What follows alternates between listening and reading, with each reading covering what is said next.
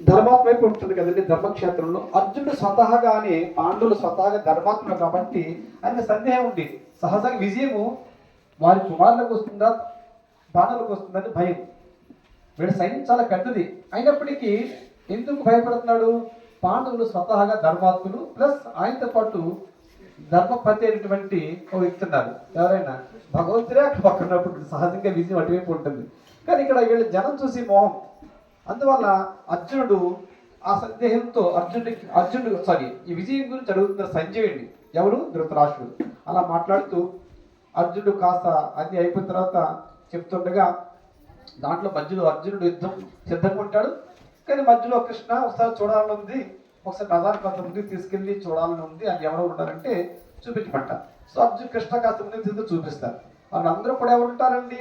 తాతలు, గురువులు, మేనమామలు, తండ్రికి సంబంధించినటువంటి వాళ్ళు అందరూ, బంధువులు, మిత్రులు అందరూ అక్కడ ఉన్నారు, అటువైపు ఉన్నారు. అప్పుడు వారిని చూసి అర్జునుడు చాలా బాధ కలిగింది.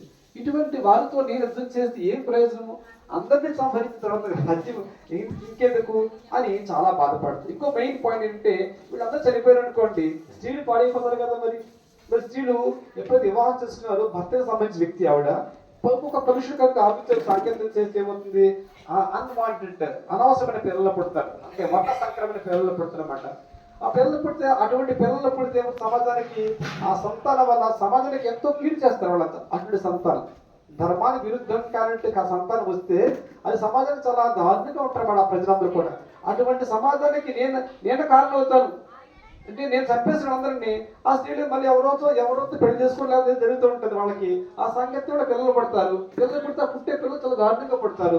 అటువంటి పిల్లలు ఉంటే సమాజం ఇంకా దారుణంగా పాడైపోతుంది.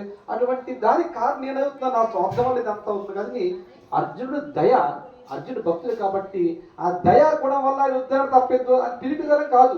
ఆయన మహావీరుడు, శివుడితో యుద్ధం చేశాడు, శివుడితో యుద్ధం చేసి ఆయన మెప్పించాడు, ఆయన ఓడించిన పని చేశాడు పరమశివుడిని. అంత గొప్ప వ్యక్తి ఆయన పారిపోవట్లేదు దాని నుంచి. కానీ ఆ మెయిన్ దయా హృదయము భక్తుడికి ఏంటండి? దయ చూపిస్తున్నాడు. ఆ దయతో ఆయన యుద్ధం వద్దన్నాడు. నెక్స్ట్ చాప్టర్ చూద్దాం, ఎక్కువ చెప్పట్లేదు, సరిపోతుంది. నెక్స్ట్ 2వ అధ్యాయం. ఓం శ్రీ పరమాత్మనే నమః. అత ద్వితీయోధ్యాయః సాంఖ్యయోగః.